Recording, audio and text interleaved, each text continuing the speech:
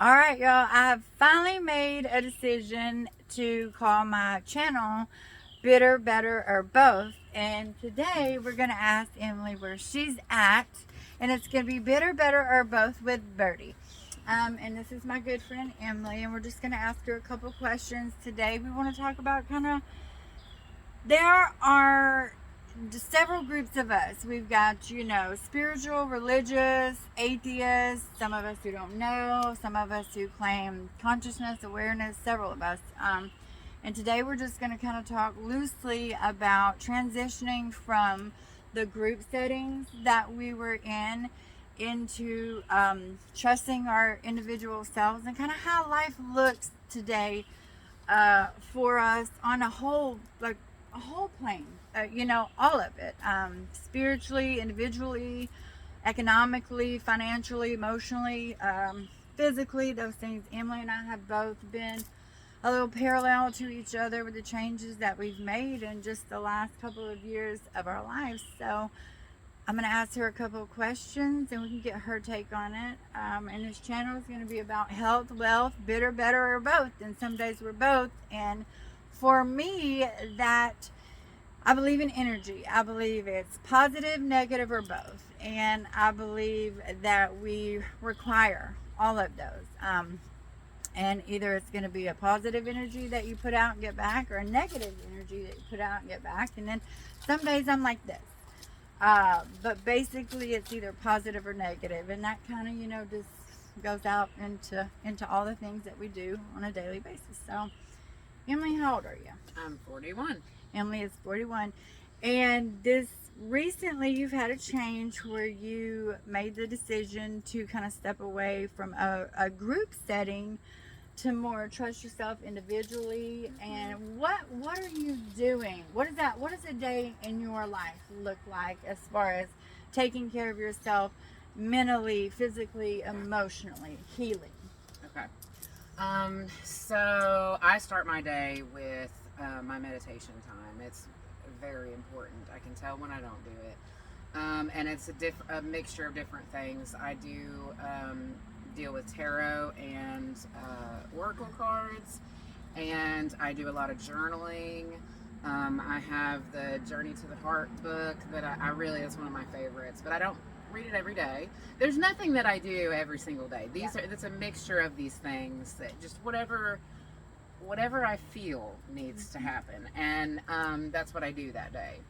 And then I pretty much go straight into my physical activity routine, and whether that's a little short workout or a yoga routine and a walk here for like a mile and a half. I've just got up to a mile and a half. And you've recently lost weight. How much weight did you lose? I have. I've lost 160 pounds. I did have gastric bypass, and I did have, I guess they call that help. I don't really think that it's help. I think that it is a huge decision to drastically cut on your body to have to do that in order to lose the weight, because you've tried all of your life, and so I do think that's a big thing, and that's okay. It's your decision. Yeah, it is. What made you? What was it? Your health? What made you decide to do something that's extreme? So what made it is extreme. 311 pounds is a lot to carry around. And you weighed that most of your life? Most of my life. Now, with my past, I dropped 60 to 70 pounds and put it back on many different times. But even that yo-yo can cause a lot of health problems. Yeah, and health has been kind of yeah, both of our main things for doing what we've done in the past couple of years. Was for health. It was the same reason that I lost weight. And Emily has lost an extreme amount of weight, and we both have changed our groups. We both have done a lot of things that are different than what we're normally used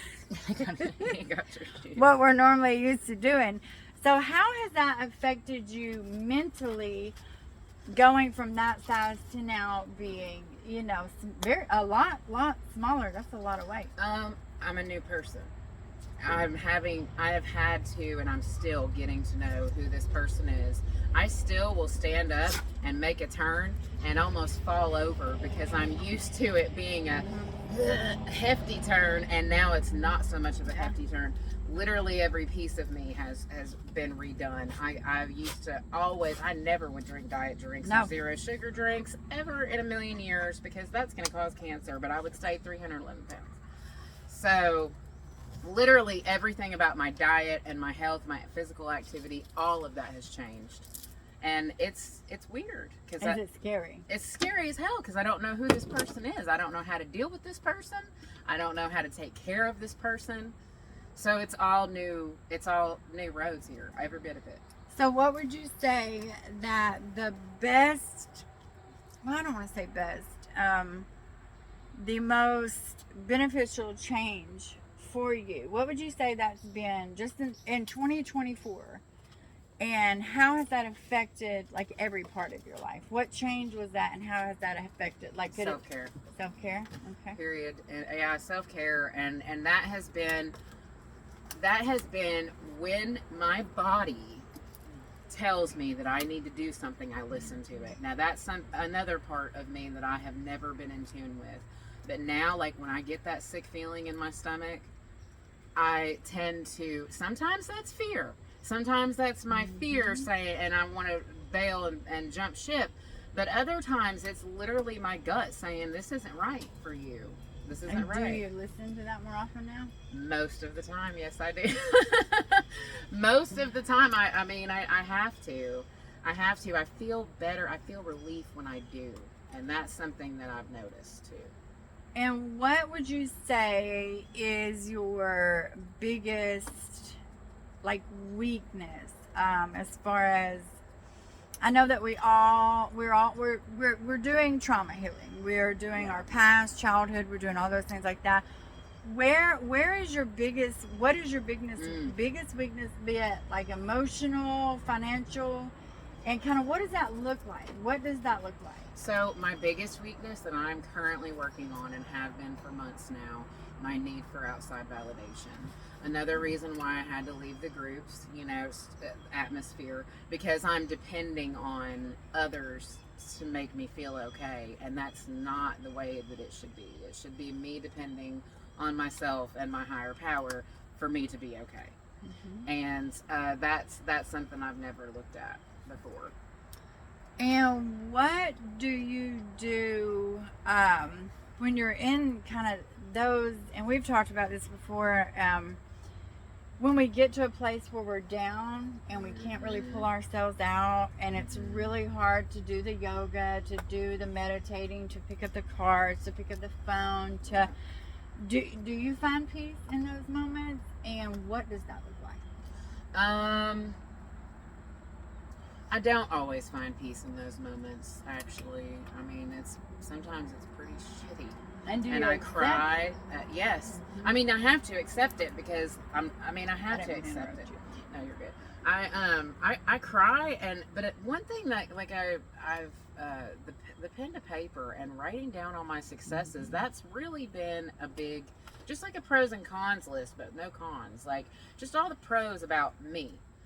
Because in those moments you have a hard time remembering them, you have a hard time thinking of them. In fact, it's not like that's the first thing I do when I'm all down and depressed. Oh, let's talk about all the great things I can, Yeah.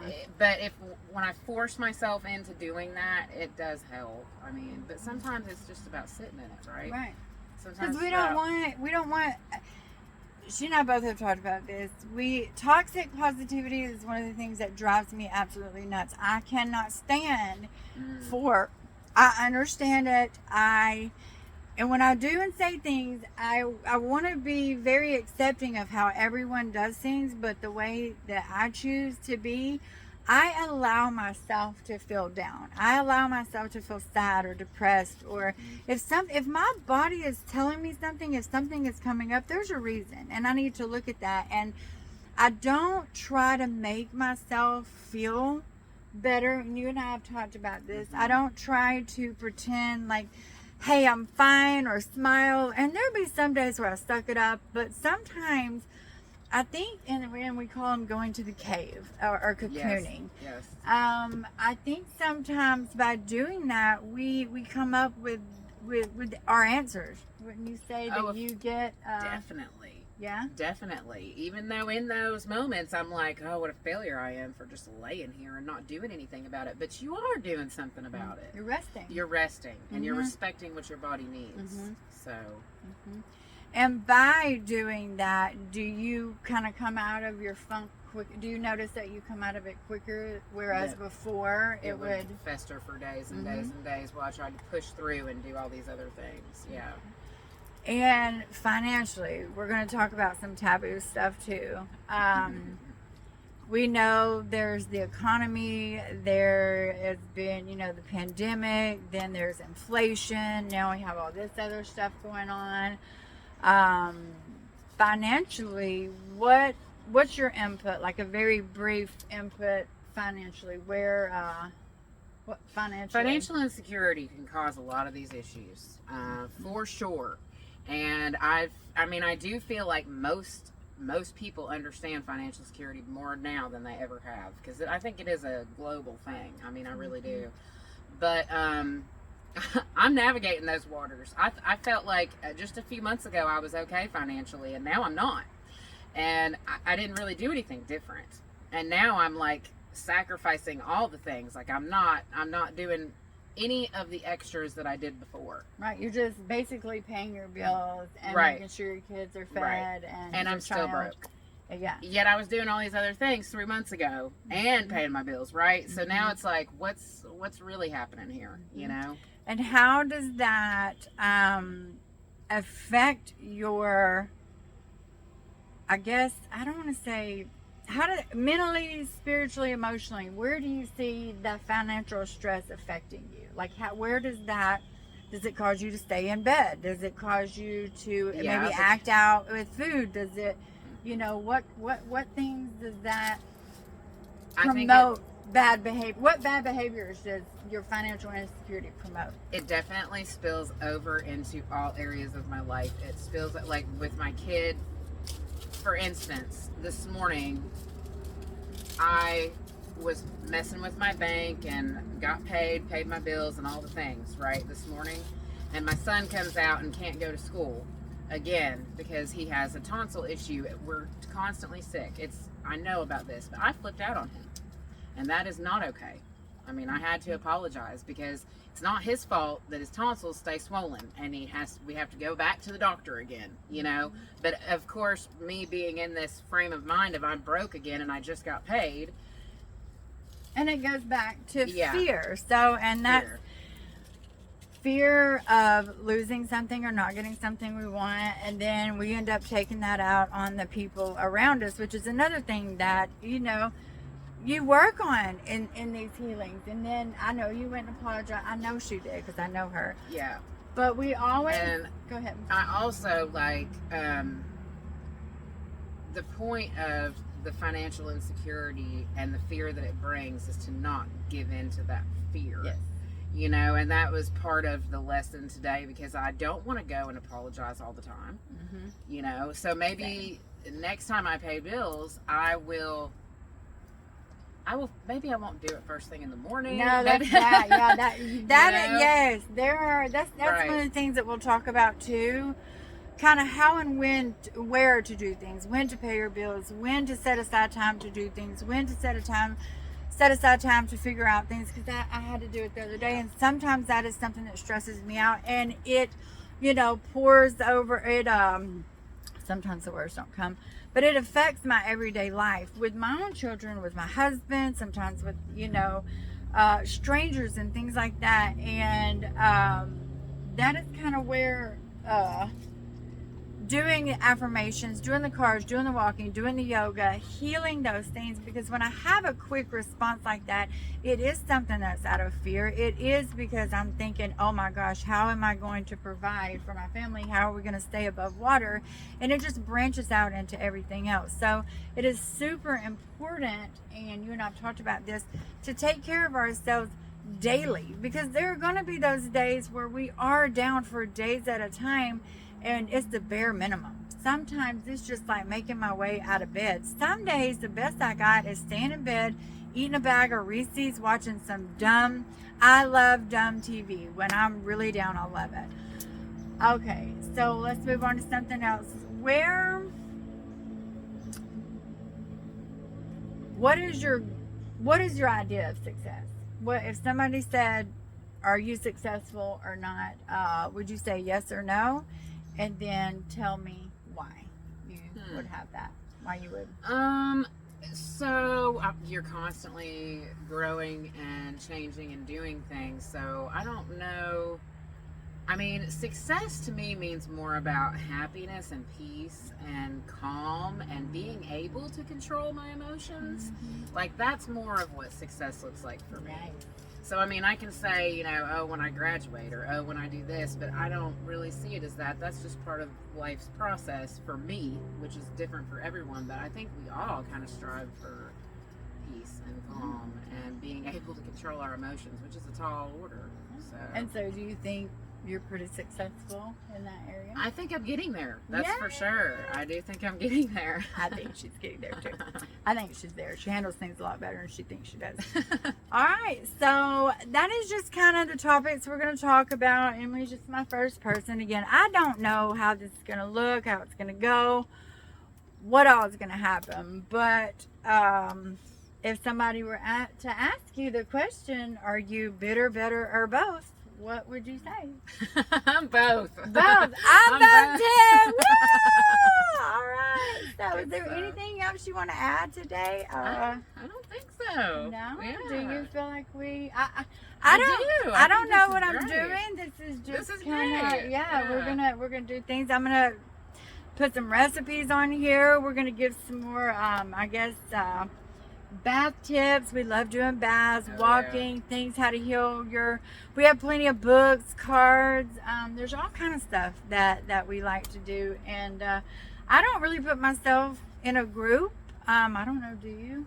I don't really. I'm not grouped. I'm just aware and conscious, and I like spiritual things. I like anything that is good and positive and promotes I mean, health. I do and have. wealth. I do have ties to one particular group, and I do love what they stand for the most part. Nice. Okay. I'm just floating along. I love all of it. Well, it's been good. Thank you. This was Bitter, Better, or Both with Birdie, and y'all have a good day. We'll see you next time. Bye. Bye.